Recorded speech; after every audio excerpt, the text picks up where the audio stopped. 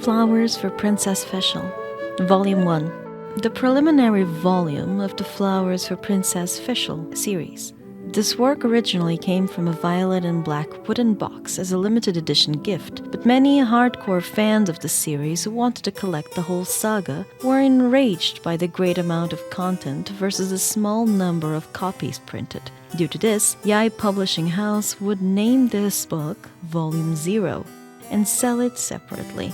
Eventually, the original work, the boxed collector's edition, and Volume 0 would all come to be regarded as standard by fans. Phantasmagoria. The dream lives on. Such words surely must appear in the midst of every tale, and they are largely the words of the Kaiserin of the Immenakreich.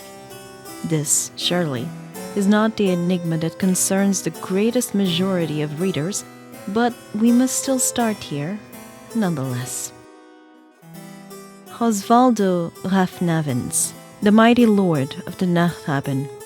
If Fischl's strength in battle might be considered a 10, and the beasts of the world should have an average of 15, then Osvaldo's strength might be considered 13. His great power was on display when he destroyed Dämmerung in Volume 1. That said, the Nachtvorhang is itself the nemesis of Dämmerung anyway. As for the feelings that Osvaldo holds towards Fischl, Mr. 9 does not believe it to be romance, but more likely a form of imprinting common to birth kindred. Editors-in-Chief's note, regardless of what the author says, dear readers, you are free to interpret the personal relationships of the characters from Immenakreich however you like. Aside from this, the title Prince of Nachthaben is not particularly a high-flown one, considering that the Night Ravens have always been known for being conspirators and bearers of curses. Osvaldo likely insisted on this title, for how could a mere king of the night call himself thus before the Immenakreich? Beast of the world, Gesamtkunstwerk. In certain probabilities, this is the beast of the world that the Immenakreich would be faced with in this cycle. Its battle strength is around 30. In a distant casualty, if the philosopher Zarathustra was not chosen, then the opera writer would have gained victory in the context over the will of the world. Once Gesamtkunstwerk takes the stage in the opera theater of the apocalypse, many more beasts of the world that reside within the center of the universe will inexorably begin to appear as well. In the final volume, the weakness of the beast of the world, Saint of 7 Tears, whose combat strength was a 10 and therefore equal to Fischl, was quite out of the ordinary, and the saint merely wept for Zarathustra at first, a choice that seems undeserving of any blame.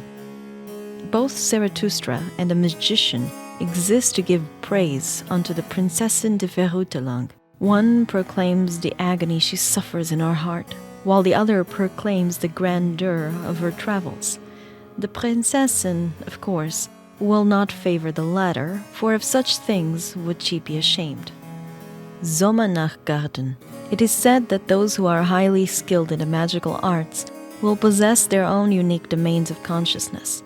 Their loves, hatreds, yearnings, jealousies, adherence, and passions of the soul will be stored here. In the fictional tales of other novels, this space is called Summerland. The Sommernachtgarten of the Prinzessin is something in this vein. That this concept was never well explored in the end remains quite the pity. The suspected eternal return. Quite a few of the finer points of the tale have caused people to wonder if the Kaiserin of the Immenakreich once experienced all that Fischl has.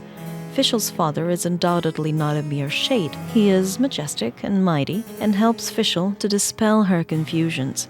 As for Fischl's mother, the Kaiserin, her actions and deeds show her to have quite an interesting character indeed, but she will only speak one line, which is, as was noted earlier in this text, the dream lives on.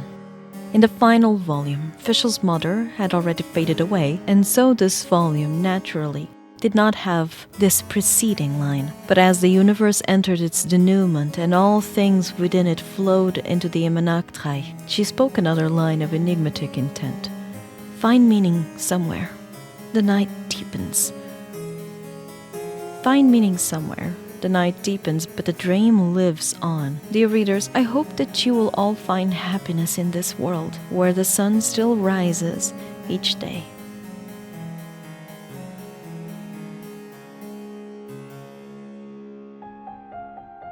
Collection of questions and answers. Question. Dear Mr. 9, may I ask what the relationship between the Celestial Emperor's daughter in the Legend of the Shattered Halberd and Fischl von Luftschloss Nefidort is? Answer. I felt that the tragedy that unfolded toward the end of Volume 5 of The Legend of the Shattered Halberd was due to the male protagonist and the Celestial Emperor's daughter attraction to him. As such, I wanted to write a Prinzessin der Verrutelung who had no need for a male protagonist.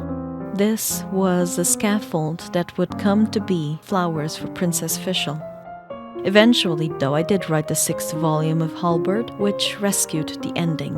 There was probably some cross-pollination in the process of writing 2 series at the same time, but I was personally quite pleased with the result. Question. In a fight between Mirsdad, Khan Diazura, and his sword Leviathan at full strength versus Gesamtkunstwerk, who would come out on top? Answer.